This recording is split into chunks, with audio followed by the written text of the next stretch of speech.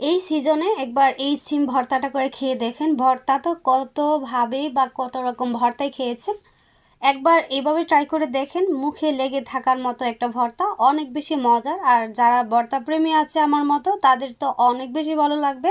আর বিশেষ করে এই সিজন কিন্তু এরকম বরবটির ভর্তাগুলা করে খেতে অনেক বেশি ভালো লাগে। আর এই সিজন কিন্তু প্রত্যেকটা ভর্তায় অনেক বেশি মজার হয়, মুখে লেগে থাকার মতো ভর্তা একটা রেসিপি। চলুন তাহলে।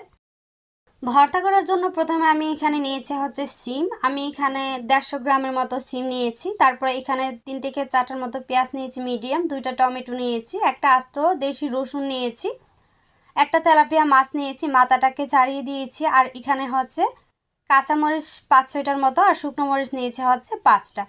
আমার কিন্তু এই উপকরণ দিয়ে কিন্তু আমি ভর্তাটা বানাবো। চলুন তাহলে। এখানে চুলায় একটা প্যান বসিয়ে দিয়েছি, আর এখানে আমি দিয়ে দিচ্ছি হচ্ছে বরবটিগুলাকে ধুয়ে তারপর কিন্তু আমি এখানে দিয়ে দিয়েছি। তারপরে এখানে আমি হাফ কাপের মতো পানি দিয়ে দিব, যেন বরবটিগুলো সিদ্ধ হয়ে যায়। এখন এখানে দিয়ে দিচ্ছি হচ্ছে হাফ টেবিল চামচ লবণ। লবণটা দেওয়ার পর আমি একটু নেড়েচেড়ে মিশিয়ে নিয়েছি। মিশিয়ে নিয়ে ঢাকনা দিয়ে ঢেকে বরবটিগুলোকে সিদ্ধ করে নিব 5 থেকে 7 মিনিটের মতো। 5 থেকে 7 মিনিট পর আমি ঢাকনাটাকে উঠিয়ে একটু নেড়ে চেড়ে দিচ্ছি। দেখেন বরবটির কালারটা কিন্তু চেঞ্জ হয় না, আর খুব সুন্দরভাবে কিন্তু বরবটিগুলো সিদ্ধ হয়ে গিয়েছে।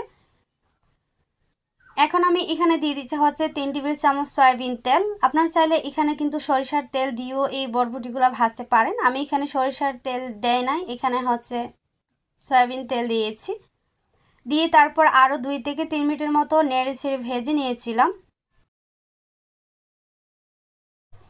যখন বরবটিগুলা ভাজা হয়ে যাবে তখন কিন্তু আমরা বরবটিগুলাকে উঠিয়ে তারপর হচ্ছে সাইডে রেখে দিব।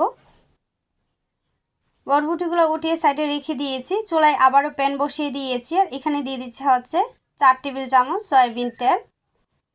তেলটা যখন গরম হয়ে আসবে তখন আমরা এখানে প্রথমে দিয়ে দিচ্ছি হচ্ছে টমেটো।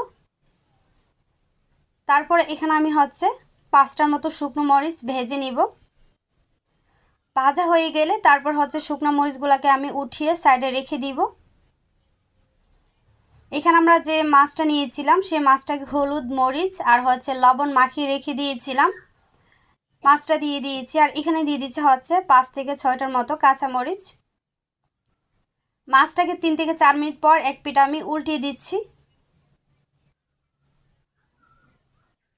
উল্টিয়ে আবারও প্রায় 5 থেকে 7 মিনিটের মতো আমি মাছটাকে ভেজে নিয়েছিলাম উল্টিয়ে পাল্টে। দেখেন টমেটোগুলো কিন্তু লাল লাল হয়ে গিয়েছে। তারপর এখানে আমরা দিয়ে দিচ্ছি হচ্ছে রসুন। রসুনটা দেওয়ার পর আবার একটু নেড়ে চেড়ে ভেজে নিয়েছি। তারপর এখানে পেঁয়াজ দিয়েছি।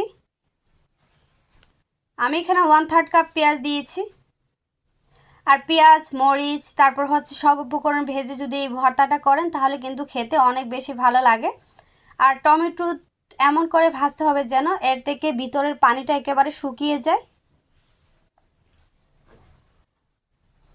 এভাবে উল্টিয়ে পাল্টিয়ে আমি কিন্তু সব উপকরণ খুব ভালোভাবে ভেজে নিয়েছি। এই যে দেখেন টমেটো তারপর হচ্ছে পেঁয়াজ মরিচ রসুন সব কিন্তু খুব সুন্দরভাবে ভাজা হয়ে গিয়েছে। আর মাছটাকে কিন্তু একটু লাল লাল করে ভেজে নিয়েছি। তারপর কিন্তু এখানে আমরা যে বরবটিগুলো ভেজে রেখেছিলাম ওই বরবটিগুলো কিন্তু দিয়ে দিয়েছিলাম। দিয়ে তারপর হচ্ছে ধনিয়া পাতা দিয়ে দিয়েছি।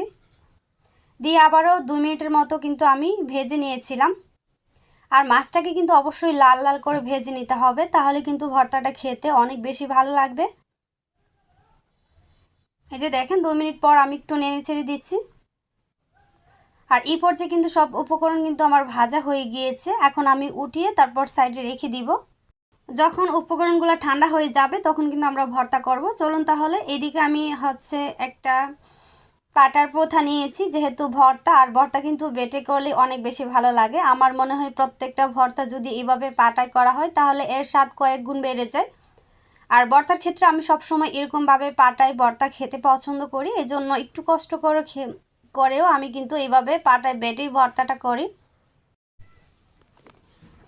প্রথমে আমি মরিচটাকে কিন্তু একবার বেটে নিয়েছি, তারপর কিন্তু আবারও আমি মরিচটাকে আরেকবার বেটে নিয়েছি। 2বার করে কিন্তু আমি মরিচটাকে বেটে নিয়েছি। তারপর আমরা এখানে হচ্ছে দিয়ে দিয়েছি বরবটিগুলা, যে বরবটিগুলো আমরা ভেজে রেখেছিলাম। যখন ঠান্ডা হয়ে গিয়েছে তখন কিন্তু আমরা ভর্তাটা করে নিয়েছি। দেখেন ভর্তা কিন্তু করা হয়ে গিয়েছে আর সব উপকরণ কিন্তু আমি বেটে নিয়েছি।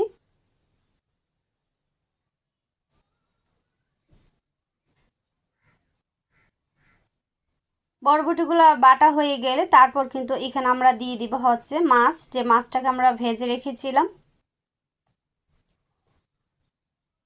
দেখেন মাছটা কতটা সুন্দরভাবে ভাজা হয়েছে, একেবারে লাল লাল করে কিন্তু ভেজে নিতে হবে মাছটা, তাহলে কিন্তু ভর্তা অনেক বেশি ভালো লাগবে। আর মাছের থেকে যে কাঁটাগুলি রয়েছে ওই কাঁটাগুলো কিন্তু আমি বেছে ফেলে দিচ্ছি। একে একে আমি সবগুলো কাঁটা বেছে ফেলে দিয়েছি। আর এখন আমি মাছটাকে কিন্তু বেটে নিব। আর হাতের ভর্তা থেকে আপনাদের হচ্ছে বাটা বা পাটায় ভর্তা খেতে অনেক বেশি ভালো লাগে, অনেক বেশি মজার। একবার হলে এইভাবে ভর্তা করে খেয়ে দেখবেন, একবার হলে ট্রাই করবেন, কত বেশি ভালো লাগে দেখবেন। আর এই ভর্তাগুলো কিন্তু শুধুমাত্র একবার বেটে নিলে হয়ে যাবে ভর্তা, এটাকে কিন্তু বেশি বা দুইবার করে বেটে নেওয়ার দরকার নেই, শুধুমাত্র একবার করে কিন্তু আমি বেটে নিয়েছি। দেখেন কতটা স্মুথ ভর্তাটা হয়েছে আর কতটা সুন্দর হয়েছে ভর্তার কালারটা। তারপর এখানে আমরা দিয়ে দিব হচ্ছে স্বাদ মতো লবণ, যেহেতু আমরা আগেও লবণ দিয়েছি তাই এবার কিন্তু একটু চেক করে তারপর লবণটা দিবেন। লবণটা দেওয়ার পর আমি কিন্তু হাত দিয়ে একটু ভালোভাবে মাখিয়ে নিচ্ছি। তারপর আমি হচ্ছে একটা বাটিতে সার্ভ করে নিচ্ছি।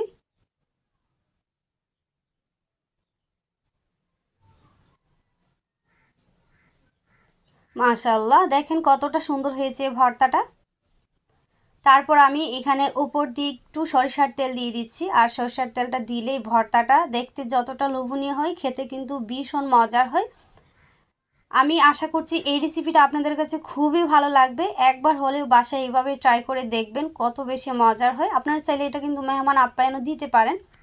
যারা অনেক বেশি ভর্তা প্রেমী তারা কিন্তু এই ভর্তাটা অনেক বেশি পছন্দ করবে। সবাই ভালো থাকবেন, সুস্থ থাকবেন, আবারও দেখা হবে। আল্লাহ হাফেজ।